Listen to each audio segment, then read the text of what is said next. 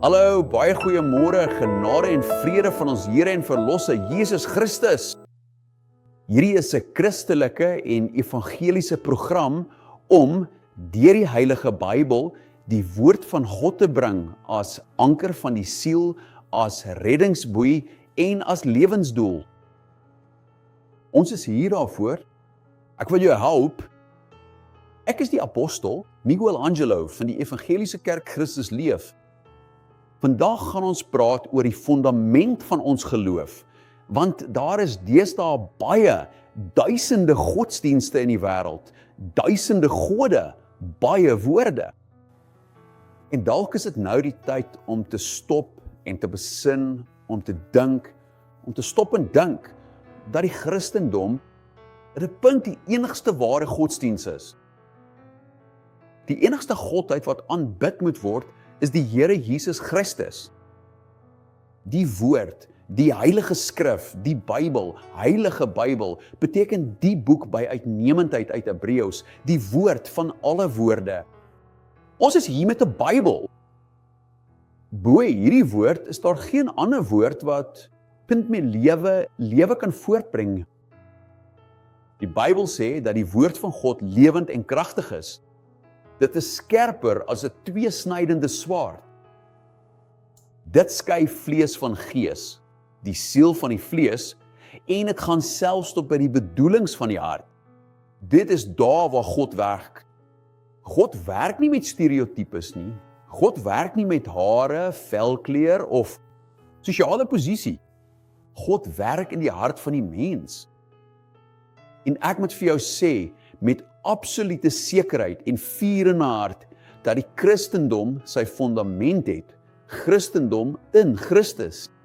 Die apostel Paulus, toe hy 'n brief skryf, wat 'n epistel genoem word, epistels was briewe wat deur die apostels geskryf is, God het 5 bedieningsgawes aan die kerk gegee, apostels, profete, evangeliste, herders en leraars. Hy het dit aan die kerk gegee, niemand het dit ooit geroep nie. Die kerk, om kerk te wees, moet bestuur en gelei word deur hierdie bedieningsgawes. Toe skryf die apostel Paulus aan 'n gemeente genaamd Korintiërs, en hy sê so, in hoofstuk 3, vers 10, volgens die genade van God, wat aan my gegee is, het ek die fundament gelê soos 'n verstandige bouer, en 'n ander bou daarop voort. Maar elkeen, hy kan hy bou. So Paulus gebruik hier 'n argitektoniese uitdrukking. Hy sê, kyk, ek as 'n verstandige, hy gebruik hierdie uitdrukking, ek as 'n verstandige, volgens die genade wat aan my gegee is, het ek die fundament gelê as 'n verstandige bouer. Dus, die bou van die geestelike lewe en die persoonlike lewe gaan deur 'n fundament. Daar's mense wat hul geestelike lewe baseer op misleidende geeste, demone, wit tafels, swart tafels, 3 pote, 4 pote, 'n entiteit, 'n afrogees, mense wat die maan aanbid, het duisende gode. En ek wil sê, dat tussen hierdie duisende gode en duisende gelowe, gaan ek jou dit sê, en asseblief glo my, ek sê dit vir jou met vrees en ontzag, of dit is deur die mens geskep, of dit is deur Satan geskep, want hy is die vader van die leuen, die misleier. So sê Paulus, let op, ek as 'n verstandige bouer, hierdie opdrag is nie gegee aan Petrus, of aan Johannes, of aan Markus, of aan Jakobus nie. Geen van die fundamente van die kerk sou die werk van God kon dra, as dit op die mens gebou was nie. Die sê, ek het die fondaat gelê as 'n verstandige bouer. So, Paulus sê die fundament van die geestelike lewe, 'n lewe om staande te bly, 'n lewe om oorwinnaar te wees, 'n lewe om as kop te leef en nie as stert nie, om bo te wees en nie onder nie. Dit moet 'n fundament hê. Jy weet mos, die meeste godsdienste het geen fundament in enigiets nie. Dit is 'n blinde geloof. 'n Mens glo maar net, omdat dit van geslag tot geslag oorgedra is, en glo dan maar so. Soos byvoorbeeld, in Portugal glo mense in die verskyning van ons liewe vrou van Fatima. Sy het nooit verskyn nie. Die herderskinders is opgesluit. Niemand kon hulle ooit teëgaan nie. Ons weet natuurlik wat in daardie tyd aan die gang was. Die monargie het die mag oor die kerk verloor en die republiek is ingestel. Die republiek sny die fondse aan die kerk af. En wat gebeur toe? Die kerk het toe 'n storie geskep om die krag van die republiek se vestiging te ondermyn. Dis al. Daar's geen grondslag nie, sy het nooit verskyn nie. As jy met 'n Oosterse persoon praat, wat is die grondslag? Nee, want 'n ster, daar's geen grondslag nie. As jy vir iemand vra wat 'n afgod aanbid en sê, as jy vir hierdie persoon sê, weet dat agter 'n afgod 'n beeld, 'n standbeeld, daar 'n demoon is, want daar is nie regte gemeenskap tussen lig en duisternis nie, tussen Christus en die bose nie. So die enigste fondament, basis, rots van die lewe is die Christendom. En Paulus het gesê, ek het gelê soos 'n verstandige bouer. Die ander bou daarop, maar elkeen moet kyk hoe hy bou. Vandag het ons 'n moderne kerk. Vandag het ons waardes wat as Christelik verkondig word, maar dit is nie. Jy kry vandag klem op baie plekke op dans, op repeté, mense wat skree, beweeg, voete stamp en sê, kyk, hier is Christus, hier is die salwing van God. Dit het niks met die fondament te doen nie, niks met die grondslag nie. Dus, laat elkeen kyk hoe hy is. Ons staan vandag voor modernisme, mense wat die Bybel wil herskryf. Mense wat dinge sê wat die Bybel nie sê nie, maar dit sê asof God dit gesê het. Uiteindelik leef ons in 'n baie moeilike tyd, wat die Bybel self beskryf as die moeilike dae van die einde, waar die misleier op 'n bose manier kom, die waarheid verdraai en mense na 'n wye poort lei omdat daar geen fondament is nie. Vir my, niemand sou my na 'n wye poort lei nie. Ek weet wat 'n poort ek na toe gelei word en ek lei duisende mense na Jesus Christus, presies na 'n nou poort wat na verlossing lei. Die wee poort lei na ondergang. Hy gaan dan verder en sê hier, want niemand kan 'n ander fondament lê nie, behalwe die wat reeds gelê is, naamlik Jesus. So die kerk, om kerk te wees, het net een fondament en dit is Christus. En wie het dit gelê? Die apostel Paulus. In sy 14 briewe sien ons hier wat die evangelie van onbesnydenheid vir die heidene is. Hy het gesê, niemand kan 'n ander fondament lê nie. Dit help dus nie, jy probeer 'n fondament lê op 'n ketting, 'n geskit, 'n olie, 'n sout, 'n blom, 'n seep, 'n offer, 'n ritueel of 'n seremonie nie. Niks van dit is 'n fondament nie. Daardie huis gaan faal.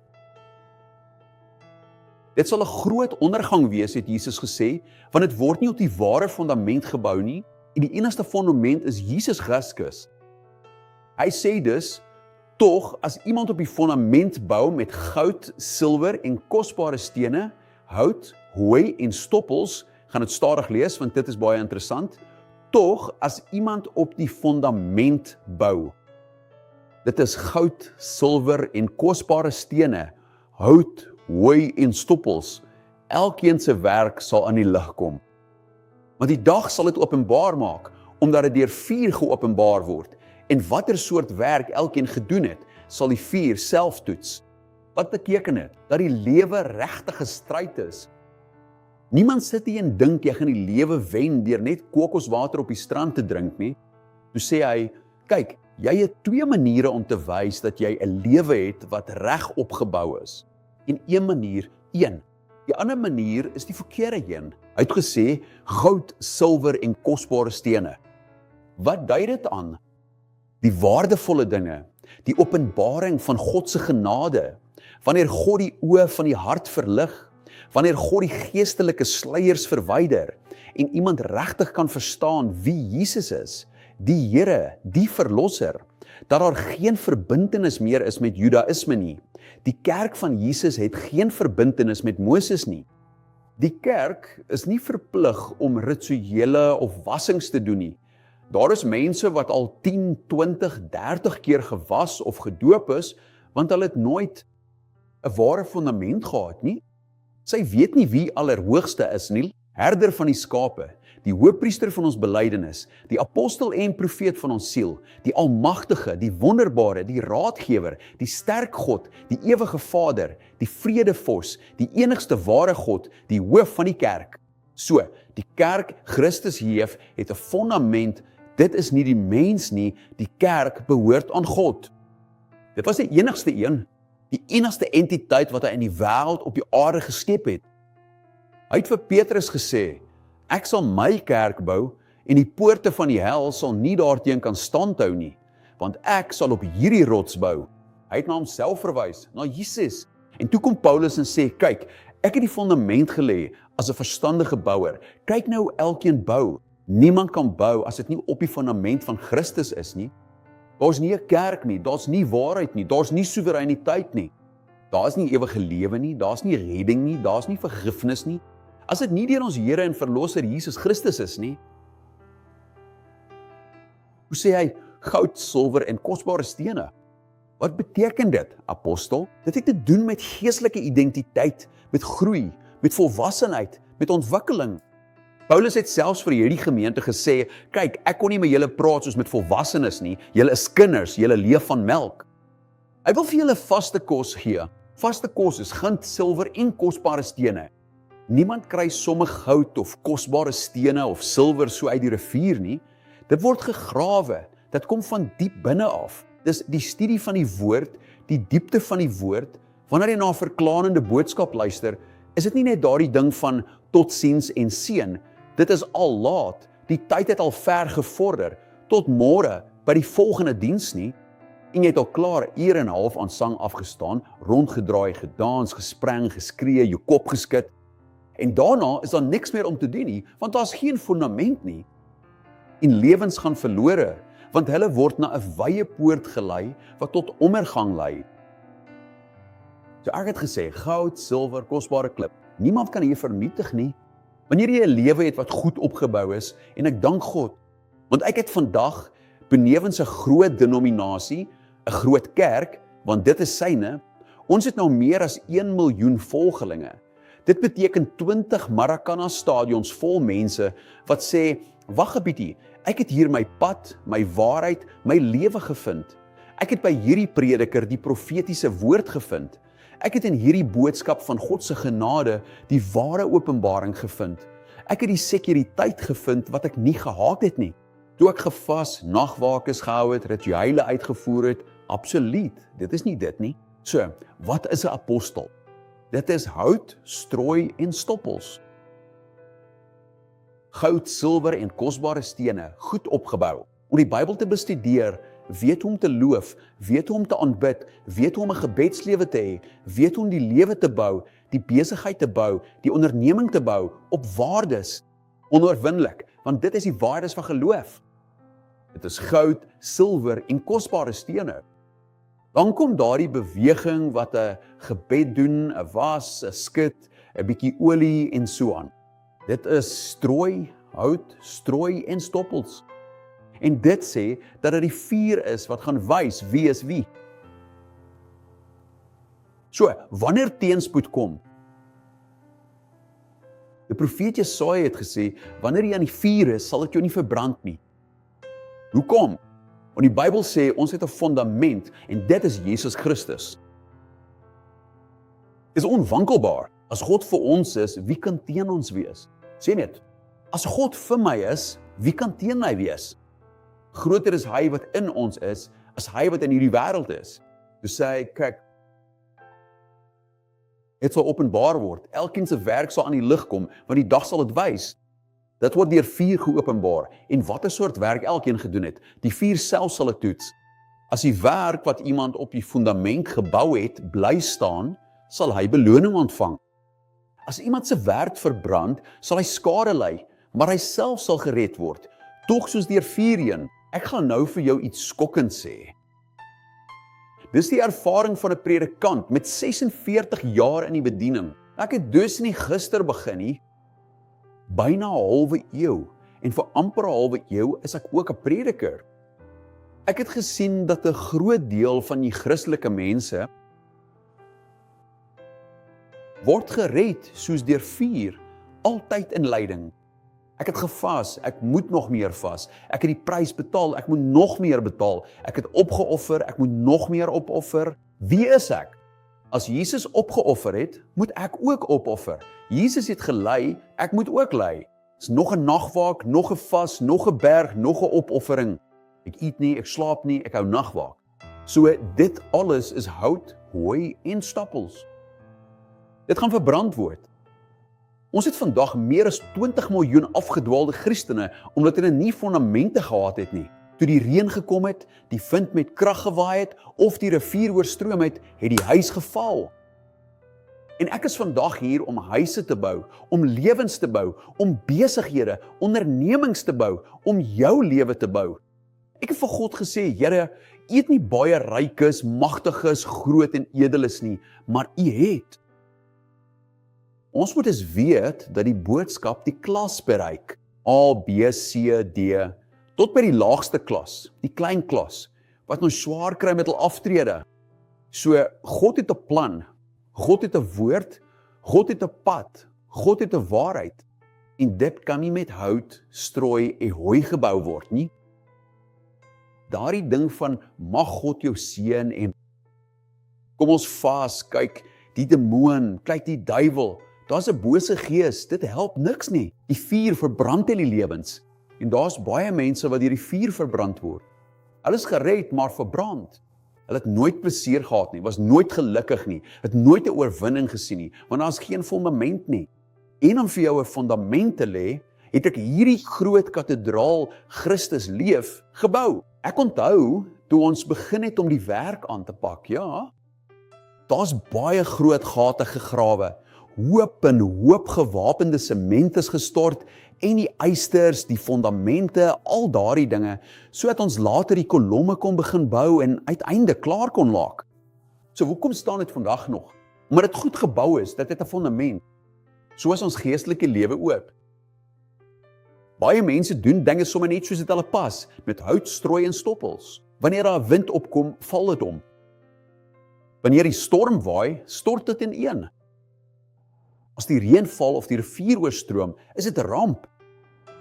Vandag is 'n dag van verandering. Vandag is die dag dat jy kan sê, nee, ek wil nie meer hê dit moet so in my lewe wees nie. Hout, strooi en stoppels. Ek gaan nie kerk toe om my tiende te gee, my offer te bring, my tyd af te staan, net om daarna daar te dans, te spring en allerlei simpel dinge aan te vang, soos mense vandag in die naam van Jesus doen nie, asof dit die salwing van God is. En dan, hout, strooi en stoppels brand uit. Goud, silwer en kosbare stene? Nee. Hoeveel keer is jy al beproef? En op die oomblik van stryd en wanhoop, het jy nie geweet waarheen om te hardloop nie? Het jy nie 'n leraar gehad wat jou regtig kon lei nie? Het jy nie 'n kerk gehad wat jou kerk kon noem nie? Was daar nie 'n volk wat jy kon sê, hierdie is my broers nie? Was daar nie 'n altaar wat vir jou 'n vaste boodskap, 'n transcendentale boodskap, 'n geestelike boodskap gebring het nie? Nou weet jy, God het ons van aangesig tot aangesig gebring, want God wil hê jy moet 'n lewe hê wat goed gegrondves is, met 'n geestelike struktuur wat 'n fondament genoem word, en dit is Christus. Daar kan geen ander fondament gelê word nie. Daar bestaan nie 'n Christelike lewe met 'n ander fondament nie. Paulus, en hy gaan afsluit, toe hy vir die Galasiërs gesê het, want Galasiërs is die vrylatingsbrief van die gelowiges, die meeste is gevangenes en slawe. Hy het gesê, as iemand kom, of selfs een van ons, 'n engel, of een van ons, en 'n ander evangelie verkondig, anders as hierdie een, van goud, silwer en kosbare stene, mag die genade van God vervloek wees. Anathema beteken vervloeking. Wie onder die werke van die wet is onder 'n vervloeking. Al doen hy 10, 20 waterdope of offers. Vaste en waak help vir absoluut niks nie. Dit is die vuur wat toets. En ek wil hê jy moet 'n goed opgeboude lewe hê, en ek wil jou uitnooi om die Christus Lewe Kerk te kom leer ken. Ons kan selfs die voorkant van die kathedraal wys. Ons het veilige parkeerplekke, 'n geseënde area. Trouwens, dit is die 10.000 vierkante meter wat die meeste geseënd is in Rio de Janeiro en in Brasilië. Want wat ons wil hê, is dat die waarheid versprei moet word en lewens gered moet word. my dankbaarheid, Jesus, dat ek 'n instrument van die heerlikheid mag wees. Mag jy 'n baie gelukkige res van Sondag hê. Moet dit nie vergeet nie, daar's net een fundament en dit is Christus. Nou moet elkeen self kyk hoe hy staan. Ek het vir jou 'n soliede, goed gestruktureerde pad gewys, met sin in die lewe, met 'n rede om te leef. Genade en vrede. Ek verklaar jou genesing, jou bevryding en dat alles wat die vyand van jou gesteel het, in dubbelmaat aan jou teruggegee sal word. Tot eer van die Here. Genade en vrede in die naam van Jesus.